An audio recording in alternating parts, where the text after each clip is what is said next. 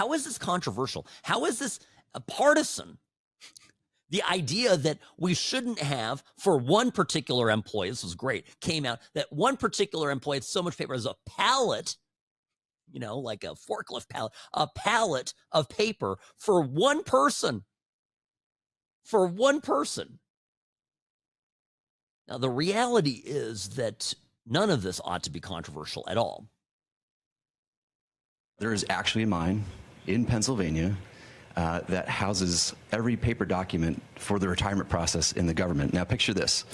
This giant cave has 22,000 filing cabinets, stacked 10 high to house 400 million pieces of paper. It's a process that started in the 1950s and largely hasn't changed in the last 70 years. And so as he dug into it, we found retirement cases that had so much paper, they had to fit it on a shipping pallet.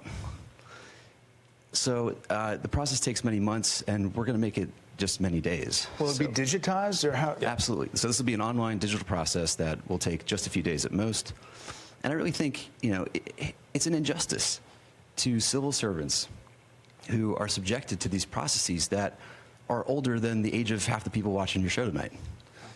So we really believe that the government can have an Apple Store-like experience, beautifully designed, great user experience, modern systems. Because right now, it's by hand. Yes. The retirement process is all by paper, literally with people carrying paper in manila envelopes into this gigantic mine. So they can't retire more than a certain number every month? Yes. About 8,000 a month.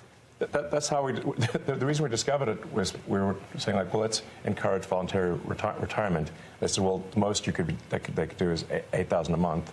And even under normal circumstances, it can take 6 to 9 months just to have your retirement paperwork processed. And they often get the calculations wrong. So we're like, well, why would it take so long to retire? And they're like, well, because of the mine. And you're like, what do you mean a mine? What's a mine got to do with retiring? And that's where we discovered that all the retirement stuff is still done by paper in a process that looks identical to what occurred in the 1950s. It's unbelievable. By the way, the first person speaking was a guy named Joe Gebbia, who's the co-founder or founder of Airbnb. So he's a tech guy, and he's looking at this going, what the hell? Like, what's going on here? This is wild stuff. So one of the problems that Doge is running into when it comes to getting rid of folks, even if the people want to leave, they would, the system is almost designed, you'd think maybe on purpose, to make it difficult for people to be sunsetted out of the government, even for people to retire, keeping people on the payroll, etc.